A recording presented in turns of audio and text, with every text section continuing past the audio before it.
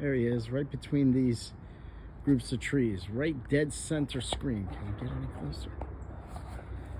Right in the middle is a fox. I don't know if you can, if that gives you, yeah, you can see it. Yeah, well, you can see something brown. If you look right dead center screen, that's a fox. See, it's moving.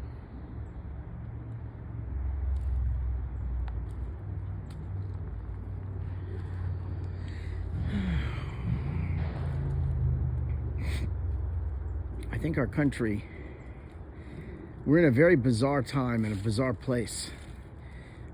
We've got the government pushing supposed domestic terrorism and claiming it's a product of the right, while it's the leftists and the socialists and the BLMs and the Antifas that are the ones who are actually rioting and causing the billions of dollars of damage and the fires and the looting and the injuries. And yet it's the right that they're saying we have to be worried about. The facts belie that. And while, of course, there must be people on the right who are up to nefarious things, again, it's a math issue. 333 or 356 million people, some are going to be on the right and some are going to be violent. It's simply a numbers question there. But what we see, even in the papers, is that it's more the left and these kind of riots that we had for a whole summer, for a whole year, with all the protests. And then you have the one issue with January 6th. Granted, that was a little bit bizarre. And you call it a insurrection. I call it a bunch of morons who were caught up. And that's not to say there weren't some people in there that may have had some bad ideas or some organized ideas. But this was a bunch of idiots. What do you think was going to happen? They were going to get control of the Congress by entering into the Congress or into the building, and that was somehow going to stop the country? That's the insurrection, because a bunch of idiots occupy a building, so the country was going to shut down and just do whatever they said. Is that really what you think? Then you're just as much of an idiot as they are, if that's truly what you think. Worst case scenario, they would have sat in there and the rest of the country would have moved on, and everything else would have, eventually they would have burst in there and finished this mess. But nothing was going to happen. There's no insurrection.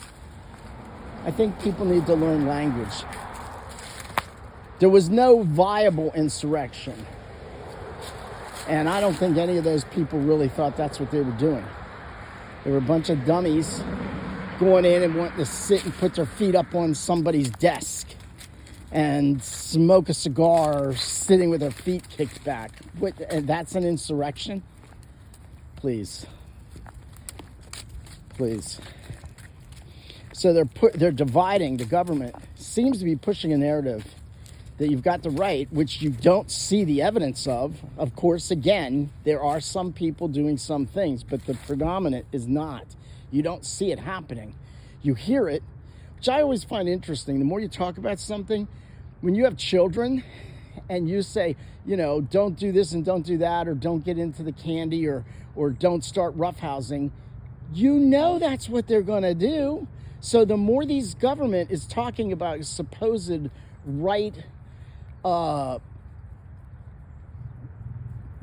right or whatever, the more they talk about it and say that it's a domestic terrorism issue, well, of course, you're going to have people that's going to just make it happen. Not make it, but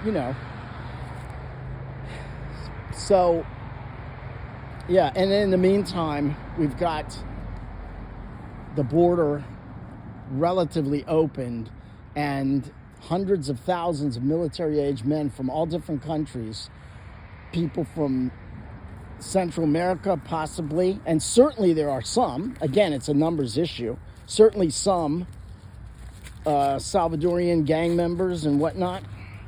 And then you've got certainly people coming from the Middle East, so you've got certainly some people are terrorists. If you've got 300,000 people from different countries, you're going to have a few terrorists in there. It's just mathematics. You're going to have a priest, you're going to have a mother, you're going to have children, you're going to have wonderful people and people that are absolutely horrible. And you're going to have some bad people. So, yeah. So the government divides us at the same time that it brings in basically a bunch of small militias from other countries.